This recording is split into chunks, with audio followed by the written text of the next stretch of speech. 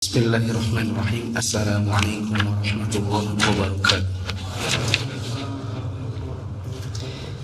Alhamdulillahirabbil alamin wassalatu wassalamu ala asyrafil anbiya'i wal mursalin wa ala alihi wa ashabihi ajma'in.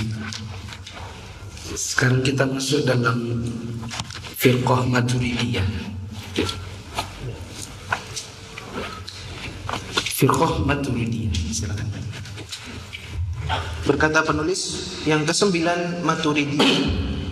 Mereka dinisbatkan kepada Abu Mansur al-Maturidi, asalkan wafat tahun 332 Hijriah. Imam mereka, di antara pendapat mereka adalah: satu, sumber talatin mereka adalah akal. Dua, mereka mengatakan sesungguhnya Allah Ta'ala tidak berada di dalam maupun di luar alam. Tiga, mereka berpendapat bahwa iman tasdik atau kebenaran saja, dan sebagian mereka berpendapat bahwa iman adalah tasdik atau kebenaran dengan hati dan ikrar dengan lisan. Maturidiyah ini populer di Indonesia. Banyak ustaz-ustaz terkenal yang mengatakan bahwa akidah mereka adalah Asy'ariyah Maturidiyah. Bahkan ada yang mengklaim kalau mau nikahkan anak, cari yang akidahnya Maturidiyah. Dinisbatkan kepada Abu Mansur al-Maturidi, dan ini adalah termasuk aliran bid'ah yang kalau kita cermati nomor 1, 2, dan 3 dari keyakinan ini, mungkin di Maturidiyah kekinian 1, 2, dan 3 ini mungkin tidak ada lagi. Mungkin mereka akan mengatakan kami nggak begitu kok. Tapi yang nomor 4, nah ini dia, silakan. 4, mentakwil sifat istiwa atau bersemayam dengan istilah atau menguasai. Mereka tidak meyakini bahwa istiwa itu bersemayam dengan apa yang layak untuk Allah dan sesuai dengan kemuliaannya. Mereka mentakwilnya dengan kata istilah atau istaula. Artinya Allah itu jangan dibilang bersemayam, tetapi bilang saja menguasai. Asy'ariyah Maturidiyah ini sepaket, combo, double dalam masalah asma wa sifat. Nah, 5, mentakwil sifat mata bagi Allah Ta'ala dengan penjagaan dan pemeliharaan. 6, mereka menafikan sifat fi'liyah bagi Allah. 7, mereka berpendapat bahwa Nabi Musa alaihissalam tidak mendengar firman Allah, akan tetapi memperdengarkannya melalui lisan Nabi Musa dengan huruf dan suara yang diciptakannya. 8, menafikan keyakinan bahwa kaum mukminin akan melihat Allah pada hari kiamat. 9, mengingkari sebagian besar sifat-sifat Allah Ta'ala dan lain-lain. 10, saya kira saya cukupkan, tidak usah terlalu panjang. Intinya Asy'ariyah Maturidiyah itu adalah menyimpang dari sisi asma wa sifat. Makanya kalau di kajian ustaz-ustaz bermanhaj Asy'ariyah Maturidiyah, tentu manhaj salaf dianggapnya sesat sebagai kebalikan dari mereka. Ya nggak apa-apa, setiap orang boleh mengatakan dirinya benar dan yang lain adalah salah, asalkan punya dalil. Nah, dan kita yakinkan bahwa Asy'ariyah dan Maturidiyah itu tidak punya dalil, bahkan menyelisih manhajnya para sahabat Nabi. Bahkan yang mendirikan saja, yaitu Abu Hasan al-Asy'ari, sudah tobat darinya, tapi mereka masih meyakini. Nah, 10, Musyabbihah. Musyabbihah adalah bid'ah yang kufur yang menyerupakan Allah Ta'ala dengan makhluknya, dan mereka menyerupakan dan menyamakan sifat-sifat Allah dengan sifat-sifat makhluknya. 10 ini saya kira zaman sekarang sudah tidak ada. Ya karena orang maunya Asy'ariyah Maturidiyah. Musyabbihah itu menyamakan Allah dengan makhluk. Jadi kalau di akidah Asy'ariyah Maturidiyah tidak ada namanya mata Allah, wajah Allah, tangan, kaki Allah, itu dianggap nggak ada semua. Lalu ditakwil dengan yang lain seperti rahmat, kekuasaan, rezeki dan lain-lain. Maka adapun musyabbihah menetapkannya tapi menyamakannya dengan makhluk. Maka kalau disebut mata Allah, mereka bilang mata Allah ya matanya kayak kita. Kalau dibilang tangan, kaki, wajah, maka wajahnya kayak kita. Ya, dan ini adalah kekufuran. Adapun salaf atau manhaj salaf berada di tengah antara Asy'ariyah Maturidiyah dengan Musyabbihah. Kalau ada yang menolak, maka kita tidak menolak, tapi kita menetapkan. Bila ada yang menetapkan sambil menyamakan dengan Allah, dengan makhluk, maka mana salaf menetapkan dengan apa yang sesuai kemuliaan Allah dan berkata, bagaimananya saya tidak tahu. Yang penting saya cuma beriman bahwa Allah punya mata, punya wajah, punya kaki, punya tangan, bentuknya tidak tahu dan hanya beriman. 11. Falasifah atau filsafat. Kaum filsafat adalah kaum kafir dan musyrikin Yunani seperti Plato dan muridnya, Aristoteles dan selainnya.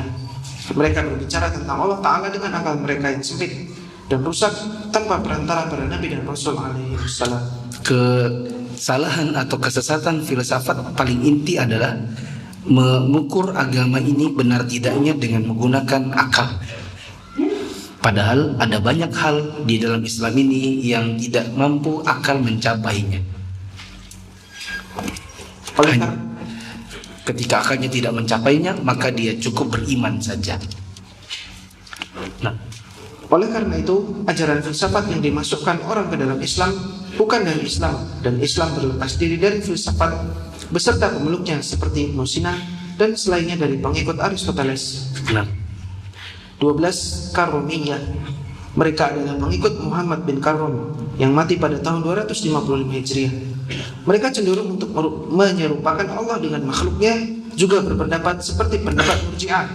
Mereka terpecah menjadi banyak kelompok. itu bukan murjiah, tapi murjiah. Beda ya. Murjiah pakai hamzah. Lanjut. 13. Tasawuf atau sufiyah. Ini rame kalau di tempat kita. Cuma bentuknya beda-beda.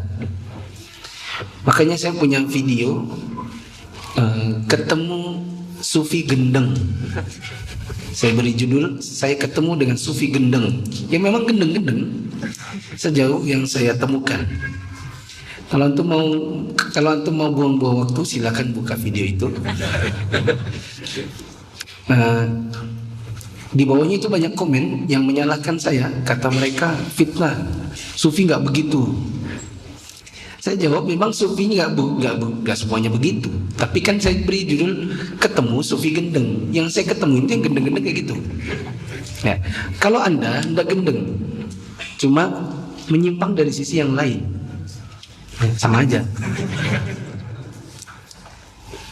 Kalau seandainya Sufiyah itu adalah manhaj yang benar, tentu sudah dilaksanakan oleh salafus saleh. Dah itu aja. Ketika salafus saleh tidak pernah ada yang bermanhaj Sufi, maka ketahuilah bahwa pasti Anda berada di atas kesesatan, cuma dengan bentuk kegilaan yang lain. Nah, rupanya banyak juga orang gendeng mau dengerin video itu, terpancing mereka, lalu kemudian mau komen di situ. Padahal kalau bersih, nggak usah risih. Nah, kata-kata sufiyah diambil dari akar kata Yunani yaitu sofia, artinya adalah hikmah. Ada pula yang mengatakan bahwa kata itu dinisbatkan kepada pakaian suf atau wal. Dan inilah makna yang paling dekat dengan kebenaran dan pendapat inilah yang dianggap kuat oleh Syekhul Islam Ibnu Taimiyah. Sebab beliau melihat langsung orang-orang sufi memakai pakaian dari suf atau wal dengan anggapan bahwa pakaian itu melambangkan kesubutan. Penamaan tasawuf dan sufi tidak dikenal pada awal Islam. Penamaan ini terkenal atau ada setelah itu atau masuk ke dalam Islam dari ajaran agama dan keyakinan selain Islam. Jadi kalau kita lihat ritual-ritual orang sufi kadang tercampur dengan ritualnya orang-orang beragama yang bukan agama Islam. Nah, Syekhul Islam Ibnu Taimiyah rahimahullah menyebutkan bahwa awal munculnya sufiyah adalah dari Basrah di Irak. Di Basrah terjadi sikap berlebih-lebihan dalam kesuudan dan ibadah yang tidak pernah terjadi di seluruh negeri. Dr. Sabir Taimah memberi komentar dalam kitabnya As-Sufiyah Mu'taqadan wa Maslakan, jelas bahwa tasawuf dipengaruhi oleh kehidupan para pendeta Nasrani. Mereka suka memakai pakaian dari bulu domba dan berdiam di biara-biara, dan ini banyak sekali. Islam memutuskan kebiasaan ini ketika ia membebaskan setiap negeri dengan tauhid. Islam memberikan pengaruh yang baik terhadap kehidupan dan memperbaiki tata cara ibadah yang salah dari orang-orang sebelum Islam. Syekh Dr. Ihsan Ilahi Zahir rahimahullah, beliau wafat tahun 1407 Hijriah, berkata di dalam bukunya At-Tasawuf Al-Mansya' wal Masadir, apabila kita memperhatikan dengan teliti tentang ajaran sufi yang pertama dan terakhir atau belakangan, serta pendapat-pendapat yang dinukil dan diakui oleh mereka di dalam kitab-kitab sufi, baik yang lama maupun yang baru, maka kita akan melihat dengan jelas perbedaan yang jauh antara sufi dengan ajaran Al-Quran dan As-Sunnah. Begitu juga kita tidak pernah melihat adanya bibit-bibit sufi di dalam perjalanan hidup Nabi SAW dan para sahabat beliau radhiyallahu anhum, yang mereka adalah sebaik-baik pilihan Allah Ta'ala dari para hambanya setelah para nabi dan rasul.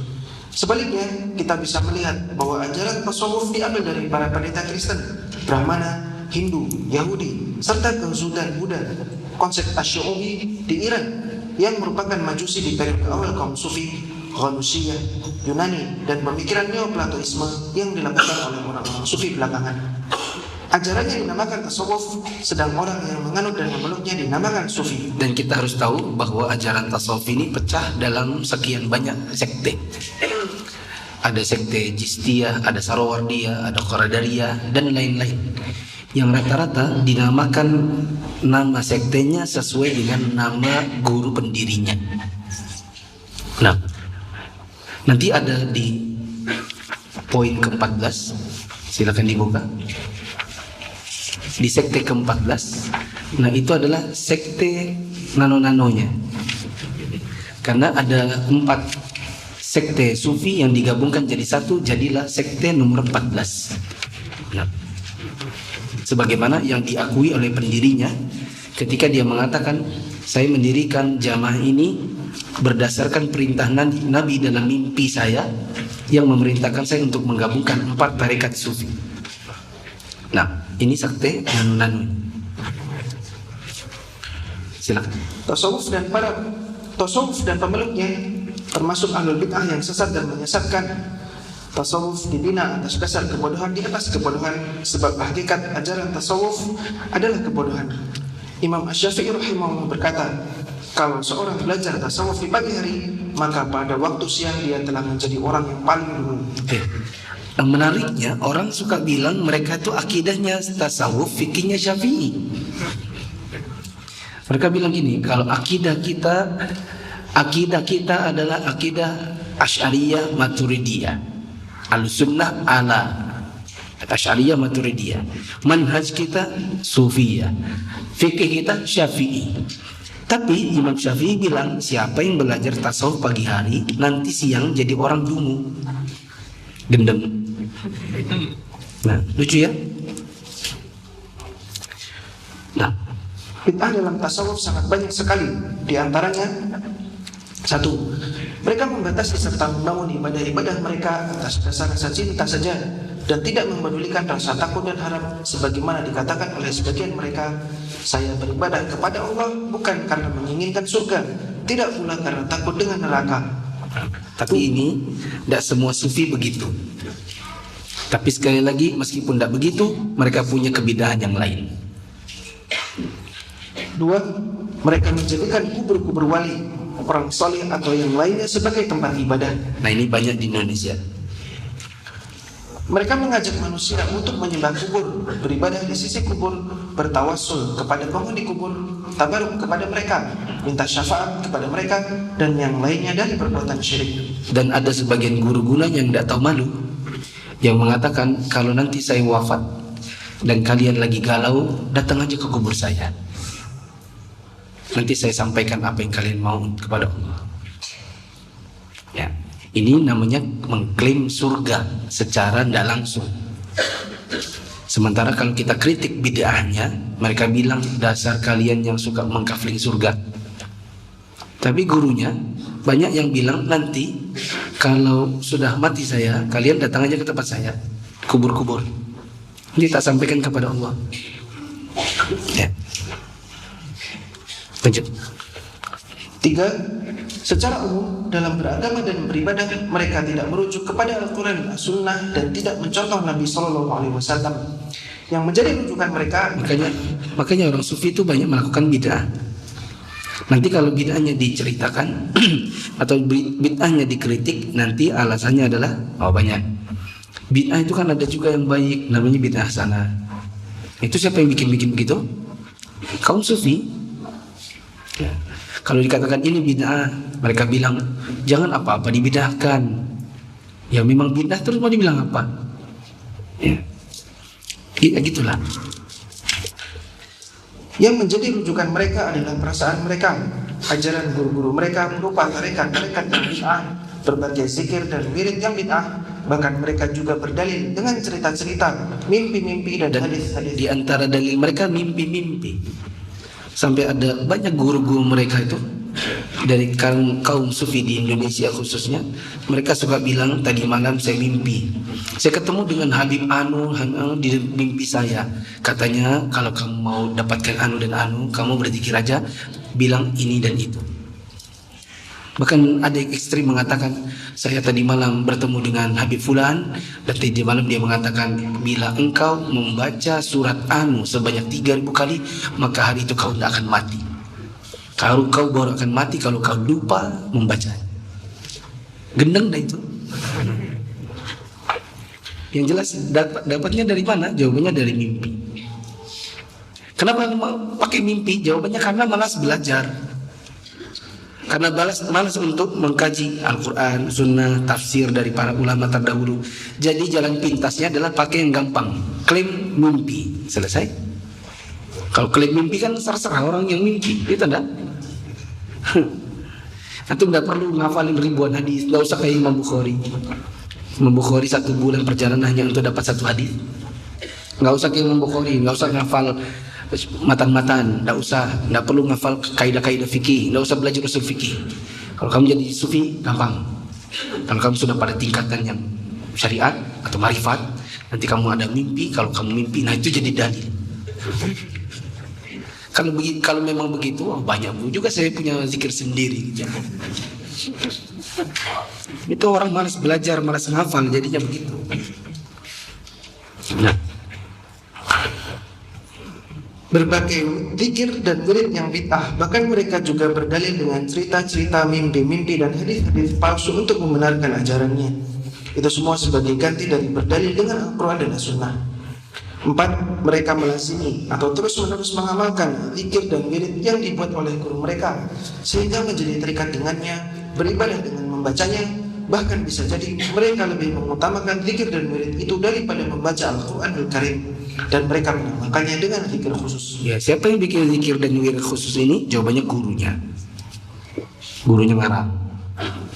Dengan kebetulan ya, sebagiannya memang bisa bahasa Arab. Kebetulan pulang dari Yaman. Nulis-nulis, jadilah nanti zikir gubahan Ustadz Habib Fulan. Sedangkan dalam manhaj salaf nggak ada, misalnya zikir gubahan karangan Ustadz Yazid. Nggak ada begitu. Semuanya harus berdasarkan Al-Quran dan Sunnah. Yang hadisnya ini harus diteliti dulu sahih atau tidak. Kalau sahih baru dipakai. Kalau tidak sahih, bukan juga hasan, hadisnya dhaif atau palsu, maka tidak bisa diterima, nggak diamalkan. Begitu kalau dalam manhaj salaf. Jadi ya kalau dalam manhaj salaf antum harus berpikir agak keras, yaitu berpikir meneliti secara ilmiah. Kalau di manhaj sufi ya maka tidak perlu. Guru bilang apa? Nah, kata guru, nah hari ini kamu kasih wirid, nah. Itu keluar di kantong gurunya. Adapun zikir yang berasal dari Al-Quran dan As-Sunnah mereka namakan dengan zikir umum. Maka kalimat la ilaha illallah menurut mereka adalah zikir umum. Adapun zikir khusus adalah bentuk kata tunggal, yaitu Allah gitu, sampai terbang.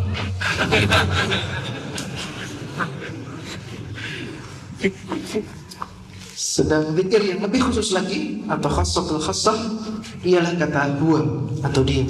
Huwa kalau dimatikan wawunya sukun jadi hu. Seperti itu.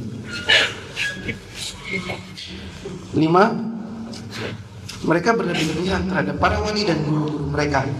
Ini bertentangan dengan akidah Ahlussunnah wal Jamaah. Mereka tuh menghulu terhadap guru-guru dan wali-walinya yang diklaim sebagai habib, sebagai keturunan Nabi dan lain-lain. Guru, saking gurunya apapun dari gurunya yang dibenarkan. Kalau antum punya waktu yang cukup untuk dibuang-buang, antum boleh cari bagaimana kegiatan orang-orang sufi dengan berbagai sekte-sektenya, dan bagaimana mereka ta'zimnya kepada guru mereka dengan ta'zim yang berlebihan. Salah satu guru sufi yang besar di tempat kita ini, kalau antum mau buka-buka YouTube, ada dia sambil ceramah, dia pelorotin tuh, dia angkat sarungnya, kelihatan celana dalamnya. Coba kalau saya lakukan itu di sini, angkat sarung kemudian kelihatan celana dalam saya, insya Allah bubar itu kajian, tidak ada lagi mau ikut. Dan kalau orang waras akan bilang gini, kok kayak gitu ya guru kita? Kita akan mikir gitu kan. Tapi kalau kita bilang gurumu itu celana dalamnya diangkat, coba bayangkan, dipamerkannya auratnya di hadapan murid-muridnya, mereka bilang, ya maklumlah wali. Maklum kalau wali memang boleh begitu. Ada lagi yang kalau di kota sebelah. Kota sebelah itu sambil pengajian, sambil memperagakan adegan seks. Waktu lagi menghina-hina Ustadz Firanda, waktu Ustadz Firanda mau ke Banjarmasin, bukan Banjarmasin, ke kota sebelah, mau dihadang begitu. Caranya menghasut dulu masyarakat, ya, kemudian disebutkanlah alat kelamin, diperagakan bentuk-bentuk adegan seks. Coba kalau itu saya peragakan di tempat ini, begini caranya keluar anunya, disebutkan semua dengan bahasanya mereka. Ya. Saya pernah bilang di kota sebelah itu, kalau antum punya teman yang ngikutin begitu, terus antum berdebat, antum gak usah debat panjang, bilang begini aja, kau kan ikut gurumu itu. Dulu waktu saya kecil atau kita kecil, di sekolah kah, di rumah kah, kita ngomong dasar kamu anu, kita sebutkan alat kelamin, itu mama kita bilang gini, ngomong jorok, gitu kan? Guru TPA bilang, nggak boleh bilang begitu. Anak kecil, jorok mulutnya, nggak boleh bilang begitu, ngomong jorok, gitu kan? Itu apa? Artinya orang kalau waras, dia akan menganggap ngomong begitu itu jelek. Gitu. Kok guru mau ngomong begitu di pengajiannya? Kamu udah salah guru kan? Ngomongnya gitu aja, nggak usah panjang-panjang. Nah. Sebagian mereka mengatakan makom atau kedudukan atau derajat kenabian di atas batu berada sedikit di atas rasul dan berada di bawah wali. 6. Mereka bertakarub kepada Allah melalui nyanyian, tarian, memukul rebana dan bertangan. Mereka menganggap hal ini sebagai bentuk ibadah kepada Allah. 7. Membagi manusia menjadi 4 tingkatan: syariat, tarekat, hakikat, dan ma'rifat. Menurut mereka, apabila seseorang telah mencapai derajat ma'rifat, maka orang itu bebas dari kewajiban syariat dan tidak perlu lagi sholat, puasa, dan lainnya, atau tidak perlu lagi menjauhi larangan seperti zina, minum khamr, dan lain-lain. Dan ini nyata. Nomor 7 ini banyak. Mereka bilang ada orang itu syariat, tarekat, hakikat, marifat. Kalau masih syariat itu masih sholat. Kalau nanti sudah hakikat, dia sudah bebas dari sebagian syariat. Kalau sudah marifat, dia itu begini sholat. Dia duduk di kamar begini saja. Nah itu sholatnya di Mekah. Itu juga gendeng itu. Yang ngomong itu gendeng semua. Kalau ada yang ngomong si fulan sholatnya di Mekah, maka coba aja antum sesekali nelpon jam 11:30 waktu Indonesia Barat, Indonesia Tengah, Balikpapan. Antum video call sama teman antum yang lagi ada di Saudi.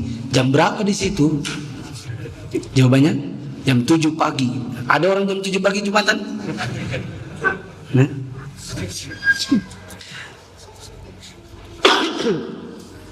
Saya waktu tinggal di Saudi kan liburnya Jumat.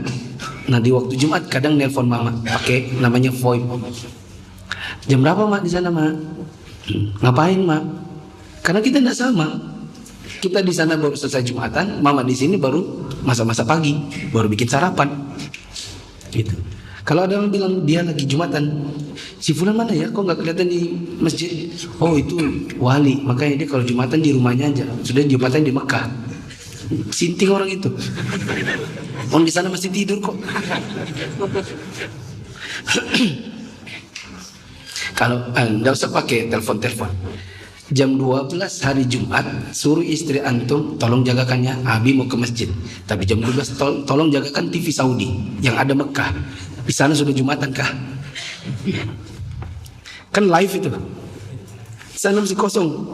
Orang jam 7 lagi tidur.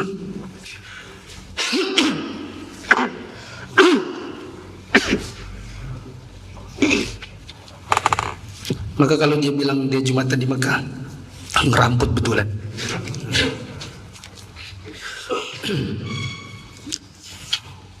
Dan ini ada teman di Regensi, dia bilang saya pulang kampung, saya lihat bapak saya itu tidak pernah sholat. Sampai suatu hari saya tegur, bapak kenapa sih tidak pernah sholat? Kata bapaknya, soalnya bapak sudah marifat. Kalau kamu ya kamu sholat aja karena kamu masih syariat. Jadi ini nomor 7 ini bukan tidak ada, banyak ya. Dan orang yang seperti ini bisa dijawab dengan satu pertanyaan. Siapa yang bisa? Kalau dia bilang kamu kan syariah, kalau kita sudah marifat jadi kita tidak sholat, apa jawaban kita?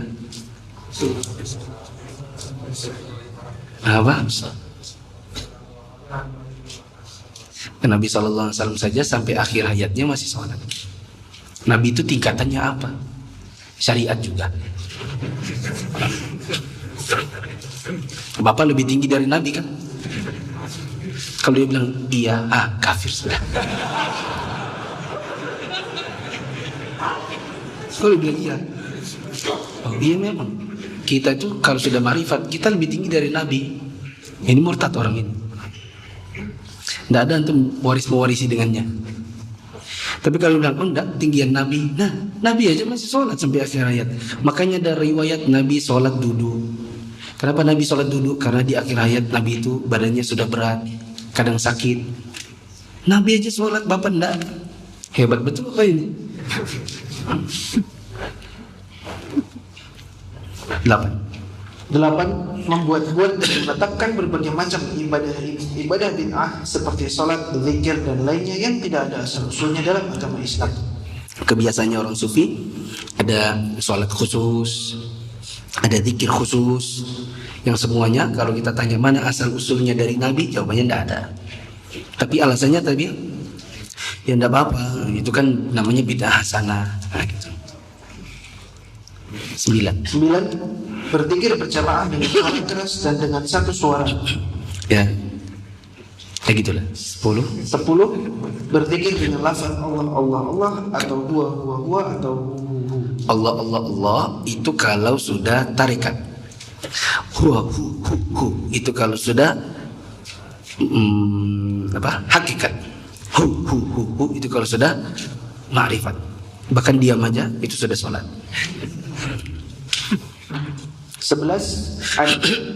Adanya ajaran bai'ah. 12. Berwudu kepada guru-guru mereka sampai mereka sujud dan menyembah guru-guru mereka yang telah mati. 13. Mereka mengatakan adanya ilmu batin dan ilmu lahir. Dan menurut mereka ilmu yang mereka dapatkan itu terkadang langsung dari Allah, terkadang melalui malaikat, terkadang mengambil dari Nabi Khidir, terkadang dari mimpi, bahkan terkadang mereka menyangka bahwa mereka mengambil ilmu dari Lauhul Mahfuz.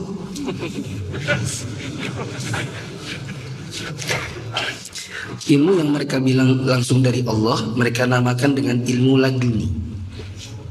Ilmu laduni. Kalau ada orang bilang saya itu ilmunya laduni, atau misalnya Ustadz ilmunya dari mana ya? Soalnya dulu kan Ustadz dikenal artis, terus tidak tahu tiba-tiba setahun sudah jadi Ustadz keliling kesana kemari. Kalau kita ilmunya laduni. Nah maksudnya ilmu laduni itu adalah ilmu langsung dari Allah, gak belajar tapi langsung turun dari Allah. Kalau seperti ini jawabannya gimana? Gimana jawabannya? Jawabannya, kalau memang ilmu laduni itu ada dalam Islam, Nabi tidak perlu repot-repot mengumpulkan para sahabat untuk kajian. Nabi cukup ajarkan caranya dapat laduni. Jadi nanti kalian tidak usah sibuk-sibuk ke Masjid Nabawi, tidak usah ikut pengajian saya, nanti ilmu langsung turun dari Allah untuk kalian. Harusnya itu ajarannya. Tapi Nabi tidak. Yang disebutkan Nabi adalah pelajaran fikih, pelajaran akidah. Kemudian para sahabat mencatat hadis-hadis Nabi seperti itu. 14. Kalangan yang ekstrem dari mereka mengatakan bahwa Allah menitis ke makhluknya dan meyakini bahwa Allah adalah makhluk dan makhluk adalah Allah.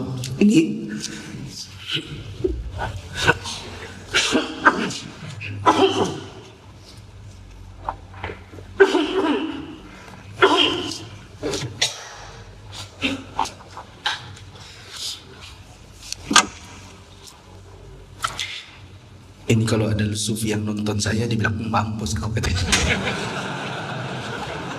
Makanya kualat sih kang.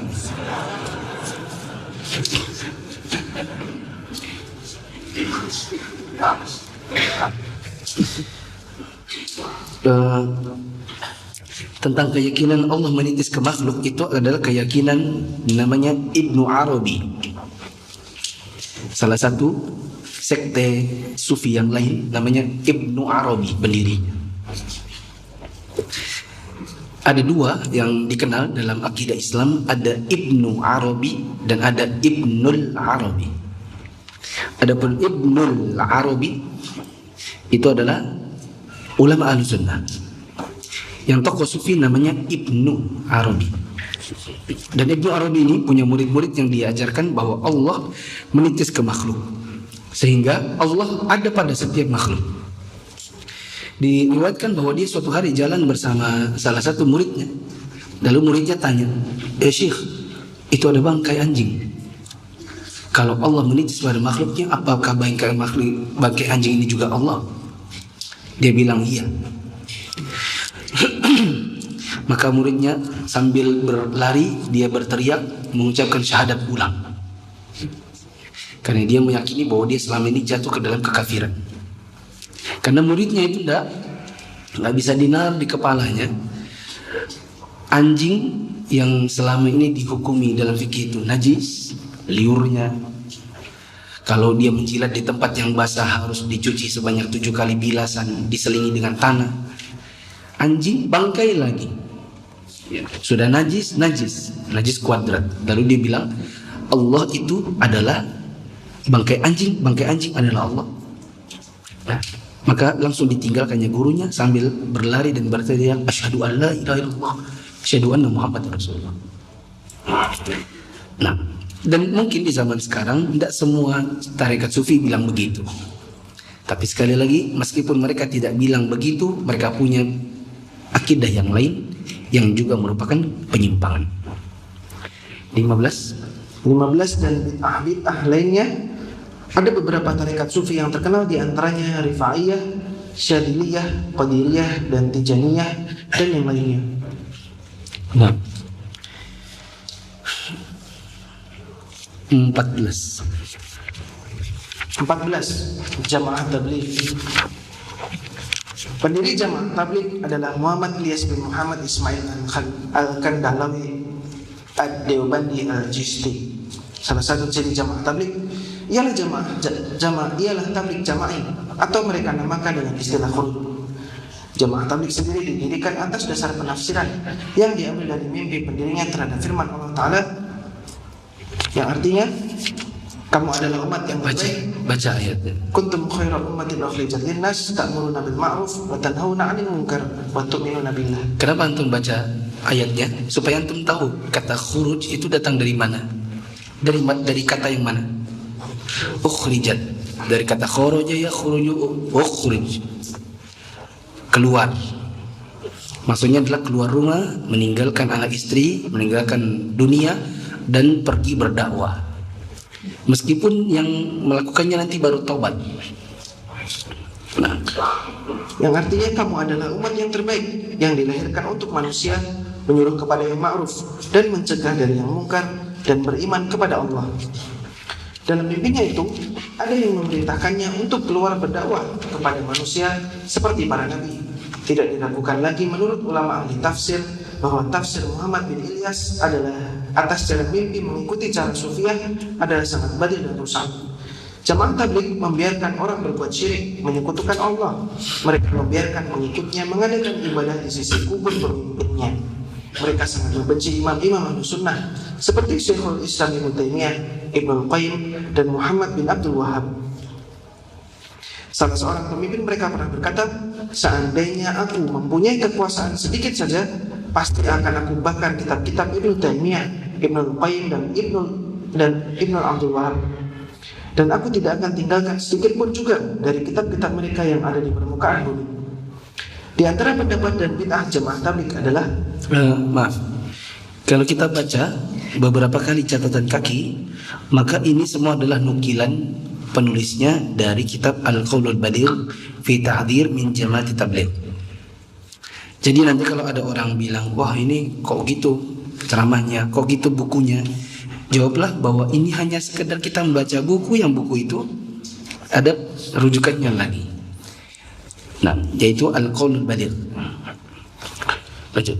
di antara pendapat dan bid'ah jamaah tabligh adalah 1. Usul sittah atau 6 dasar prinsip, yaitu pertama, kalimat thayyibah, yaitu 2 kalimat syahadat, asyhadu an la ilaha illallah wa asyhadu anna muhammadan rasulullah, yang mereka maksud dari maknanya hanya terbatas pada tauhid rububiyah saja, yaitu mengesahkan Allah dalam penciptaan, kekuasaannya, pengaturannya, dan lain-lain. Jadi mereka punya 6 prinsip dasar. Salah satunya adalah kalimat thayyibah, yakni syahadat. Maka Jama'atut Tabligh itu masih muslim, mereka masih Islam, ya, meskipun pada sebagian hal mereka punya hal-hal yang sifatnya menyimpang. Jadi kalau antum sholat di belakangnya Jamaah Tabligh sah. Jangan dikira ini adalah sekte sesat sebagaimana musyabbihah, sebagaimana sebagian tarekat sufi. Hanya saja kalau kita baca tadi kalimat syahadat asyhadu an la ilaha illallah, Jamaah Tabligh hanya membatasinya pada rububiyah saja. Mereka tidak mengenal dalam masalah syahadat ini untuk uluhiyahnya.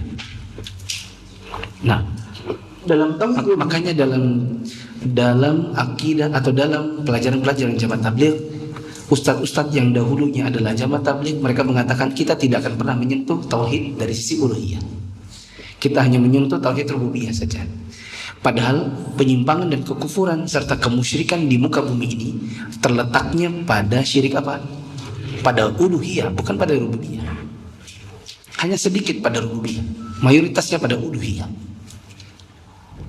Nah, dalam tauhid uluhiyah, mereka senang melakukan ketundukan kepada selain Allah dengan alasan sebagai adab dan pengagungan. Sedang tauhid uluhiyah dan asma wa sifat, maka mereka adalah Asy'ariyah atau Maturidiyah.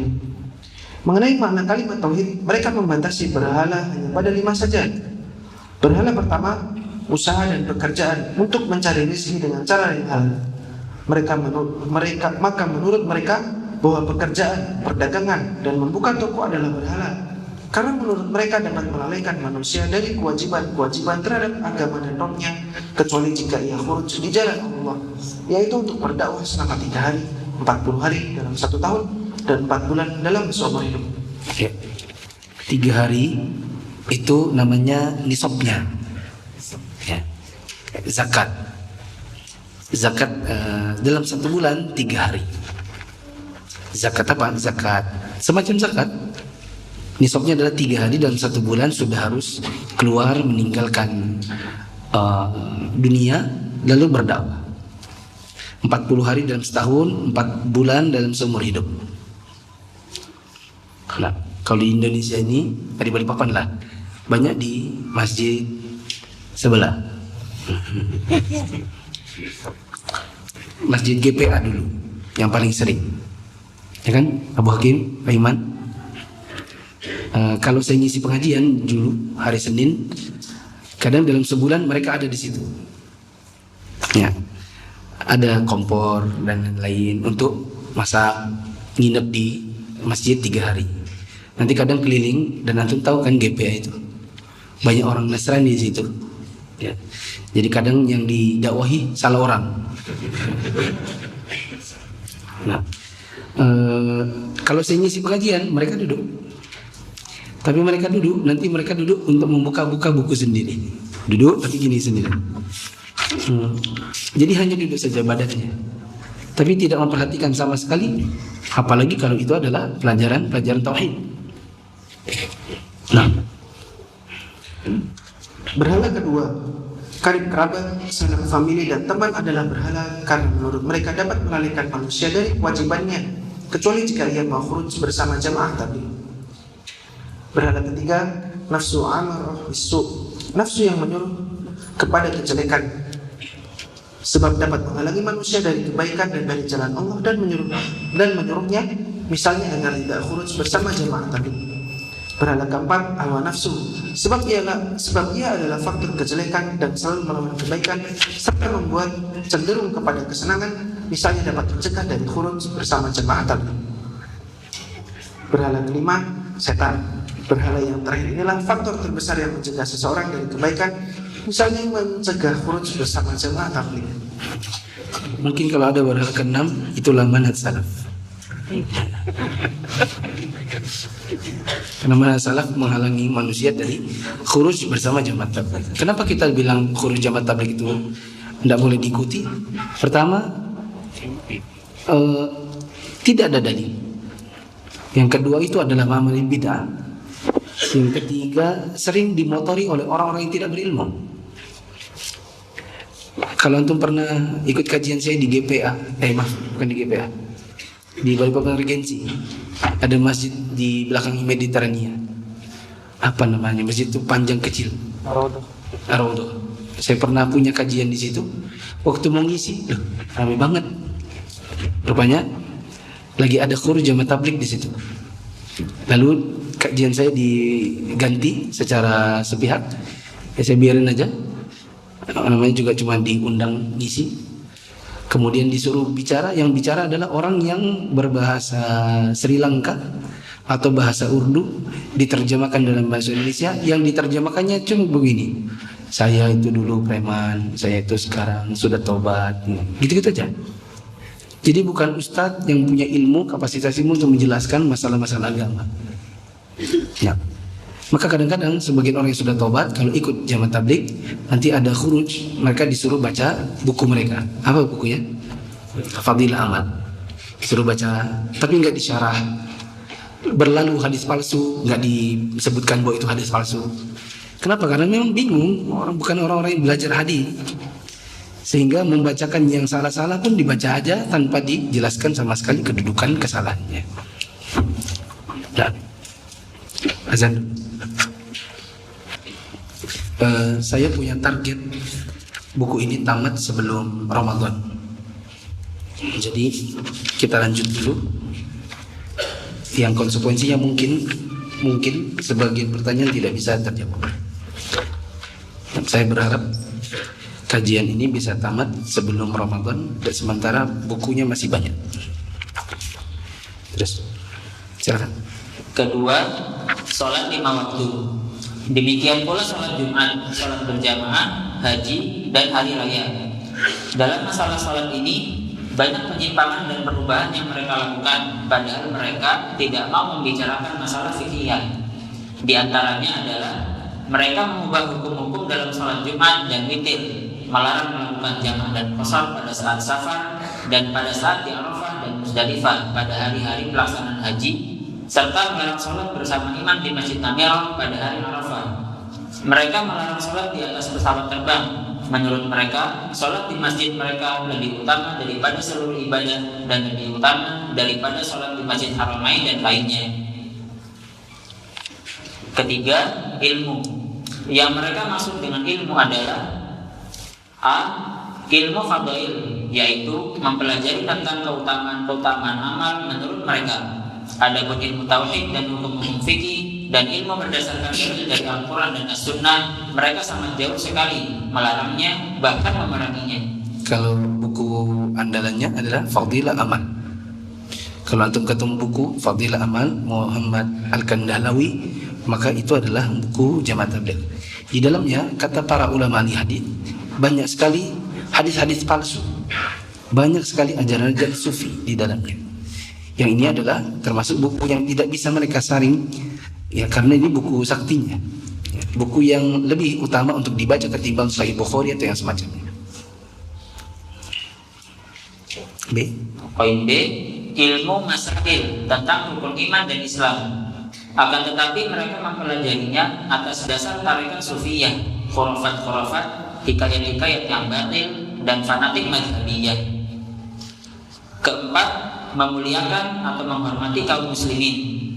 Ini sebatas pada orang yang ikut atau setuju dengan kelompok mereka. Sedang orang yang mengkritik mereka, maka tidak akan mereka hormati, bahkan berbuat jahat terhadapnya. Kelima, mengikhlaskan niat agar jauh dari riya dan sum'ah. Akan tetapi mereka meninggalkan sunnah dan mengikuti cara-cara ikhlas menurut cara tasawuf. Keenam, khuruj. Menurut mereka, khuruj atau tabligh jama'i ialah keluar di jalan Allah berdakwah yang merupakan jihad yang paling besar. Mereka membatasi dakwah hanya dengan khuruj berjamaah bersama mereka selama 3 hari, 40 hari, dan seterusnya. Yang kedua, mereka bermanhaj dengan manhaj tasawuf. Ketiga, sebagian dari guru-guru mereka dibaiat dengan 4 macam tarekat sufiyah, yaitu Naqsabandiyah, Qadiriyah, Jishtiyah, dan Sahrawardiyah. Ini yang saya bilang di awal tadi, ada pengakuan dapat dari mimpi disuruh Nabi berdakwah dengan menggabungkan 4 tarekat sufi. Waktu saya bilang tentang sufi nano-nano, ini adalah bentuknya, menggabungkan Naqsyabandiyah, Qadiriyah, Jishtiyah, dan Sahrawardiyah. Keempat, mereka membatasi Islam pada sebagian ibadah. Mereka berpaling dari syariat Islam. Afwan. Saya pernah baca, tapi hanya terjemahan. Baca terjemahan dari surat menyurat antara Syekh, kalau tidak salah Syekh Abdullah Aziz Sadahan atau yang lain. Intinya salah satu masyayikh di Saudi Arabia mengirim surat kepada petinggi Jamaah Tabligh yang ada di India. Di antara isi suratnya adalah pertanyaan begini: bukankah jalan Nabi itu hanya satu? Jalan Islam yang benar itu hanya satu? Kalau seandainya kalian mengatakan iya, Islam itu jalannya hanya satu, lalu mengapa kalian mengatakan berjalan di atas 4 tarekat? Kalau kalian mengatakan satu dari 4 ini adalah jalan yang satu yang dimaksud, kenapa tidak tinggalkan yang 3? Paham maksudnya? Berdasarkan firman Allah, "Qul hadhihi sabili." Allah mengatakan, katakanlah inilah jalanku. Dan Allah mengatakan itu dengan bentuk tunggal, sabil. Allah tidak mengatakan subul, jamak dari sabil. Kata tunggal, sabil, menunjukkan bahwa jalan Allah cuma satu. Kalau seandainya jalan Allah cuma satu dan kalian meyakini itu, kenapa kalian bilang kalian berdakwah dengan 4 tarekat? Sedangkan jalan Allah cuma satu. Berarti ada percampuran dan kesesatan yang 3. Kalau kalian mengatakan bahwa satu dari 4 ini adalah jalan yang benar, anggap saja Naqsyabandiyah. Kalau begitu, kenapa tidak kalian tinggalkan 3 sekte sisanya? Paham ini maksudnya? Demikian salah satu surat yang pernah dikirimkan oleh salah seorang syekh Saudi kepada petinggi Jamaah Tabligh yang ada di India.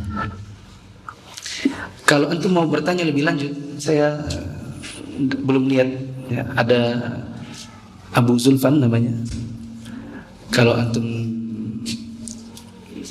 tahu di Jalan Minangkabau dekat Batu Ampar, dekat Perumnas, itu ada salah satu pusatnya. Bapaknya beliau adalah pendiri masjid itu yang sekarang merupakan masjidnya JT. Setelah dahulu di Nurul A'la di Gunung Pipa dulu, lalu pindahan ke sana. Ya, Mas Zulfan itu sudah pernah, Abu Zulfan itu sudah pernah khuruj. Ya, saya sudah khuruj dulu waktu zaman-zaman awal-awal, sudah pergi ke India gitu. Cuma saya memang melihat keanehan-keanehan katanya. Seperti di tempat kita markas itu ada kuburan. Ya. Ini nggak salah gitu. Tapi nggak ada jawaban-jawaban ilmiah yang timbul atau disampaikan sebagai jawaban atas pertanyaan saya. Nah, sekarang beliau alhamdulillah ikut kajian ini. Ada Mas Bayu ada? Biasanya dia duduk di situ. Kalau nggak di situ. Ada? Mana? Nah itu ada.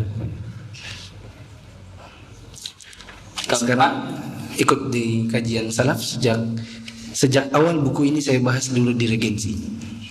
Buku ini kan dulu saya bahas di Regensi. Setelah lewat berapa puluh atau ratusan halaman, saya ulang lagi di sini. Nah, waktu awal-awal kajian ini, kita pernah kajian di rumahnya. Di situ dia bilang sebenarnya saya ini pengikut Jamaah Tabligh, tapi saya sudah meninggalkan sejak mendengarkan kajian ini lebih ilmiah. Saya lebih yakini ini sekarang kajian salaf. Sekarang ya sudah, masjid yang dulu pernah dibangun bapaknya di Jalan Minangkabau di Batu Ampar, ya gitulah. Lanjut. Keempat, mereka membatasi Islam pada sebagian ibadah. Mereka berpaling dari syariat-syariat Islam yang lain seperti tauhid, hukum, jihad, dan lainnya. Kelima, mereka meninggalkan ilmu dan ahli ilmu serta mengatakan bahwa waktu yang dipergunakan untuk menuntut ilmu adalah sia-sia. Keenam, mereka berdakwah kepada manusia tanpa ilmu dan basirah. Ini yang paling nampak dari Jamaah Tabligh. Banyak dari dai-nya yang tidak memiliki ilmu-ilmu, tidak mengerti bahasa Arab. Ada sebagian mengerti bahasa Arab tapi tidak mengerti ilmu alat seperti kaidah fikih, usul fikih. Ada sebagiannya yang mengerti usul fikih, kaidah fikih karena kuliah di Madinah, tetapi tidak meninggalkan kebid'ahan-kebid'ahan yang diajarkan di dalam buku-buku mereka. 7. Ketujuh, mereka berdalil dengan hadis-hadis lemah, sangat lemah, palsu, dan hadis yang tidak ada asal-usulnya. Dan di buku mereka Fadilah Amal banyak hadis-hadis yang begitu. 8. Mereka beranggapan bahwa tidak ada keselamatan bagi manusia kecuali dengan menempuh jalan mereka. Mereka mengibaratkan kelompok mereka seperti perahu Nabi Nuh. Orang yang menaikinya selamat dan yang tidak menaikinya akan binasa. 9. Sangat mungkin antum akan ketemu dengan teman antum Jamaah Tabligh, lalu antum mengatakan buku kalian Fadilah Amal itu banyak hadis palsunya, lalu antum ditantang, tunjukkan kepada saya, jangan sembarang fitnah.